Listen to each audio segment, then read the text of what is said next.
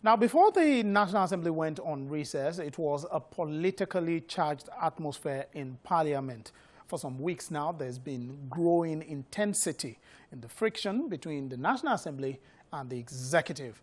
And then there's also the infighting among lawmakers themselves.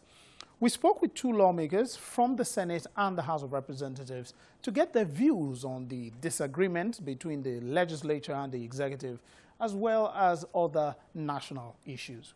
We begin with Representative Segun Adekola, representing Ekiti Southwest Federal Constituency. There are so many laws that are cake that we have corrected, and we are still correcting some, you understand? And within this space of year, with our experience, we want to put a lot of things in shape. But the problem is with the executive. They keep hounding the National Assembly leaders. They keep hounding members over what? For what? They will not give us peace of mind to do our business. You can see what happened recently while Senator Bukola Saraki cried out, firstly, that it was about to be framed up. And later it was framed up again. And he still, from beginning, you can remember, from day one, he was taken to code of conduct. He was taken for forging this, forging that. He was never given peace of mind. Recently, you heard what happened to Dogara in the state, that the governor was saying blah, blah, blah, blah, all those sorts of things. How would they want us to have peace of mind to do our work when they keep hounding us? Simply because we are doing our legitimate business. Like what happened when I'm sure most of National Assembly members were being hounded because of their stand on the punity. I mean, the disobedience of the executives to the extant law of the nation. Like when you see how they have been disobeying our order with impunity, with disdain. The euphoria of June 12 is everywhere. As much as you're from the Southwest, so definitely you would be in support of it. However, if you have a contrary opinion, I'd like to know. It has political undertone. You see, when it comes to the time of election, every politician wants a way to gain cheap popularity.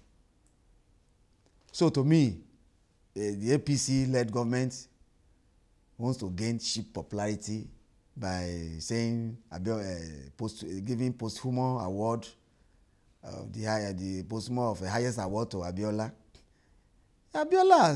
This issue has been there for over 25 years. Buhari has been there. It was the Buhari, if you remember, if you recall, Buhari was the petroleum minister under Jose Abacha when this thing happened. He was, you understand? He was, so okay, why this year? Why not last year? Why not the year before the last? So let me tell you, it's a good development, but then they should go ahead, if they really want to show sincerity of purpose, they should go ahead and announce him as the winner of that election. You understand? And accord him the honor of a president, real honor of a president, and all the emoluments that are supposed to accrue to him for 4 years, and his vice should be paid to them. Then we know they are sincere. This is all just a lip service. You remember what happened too when it was just a year to go for Jonathan too. He named the University of Lagos. Political move for Jonathan too. Yes, and it was countered. You understand? Likewise now. So if anybody is countering this, not because you don't like Abiola, of course, Abiola is from my race. So he was a man well loved by everybody, all are sundry. On the floor of the House, there were 2 points that were raised when the June 12 issue came up. One is that the award cannot be given posthumously. And the second one is that the declaration of the New Democracy Day, June 12, cannot come as just a proclamation. It has to come as a bill. One of it is what I'm going to talk about. The other one, I will talk about it. You see, everything is by law. Like we raised it on the floor of the House. You cannot do it by proclamation. It has to come by bill, by way of bill. You get my point? So that is sacrosanct. It has to come by way of a bill, not that just mere proclamation, because already that day is already gazetted. You get my point? To change it, it has to come with another bill.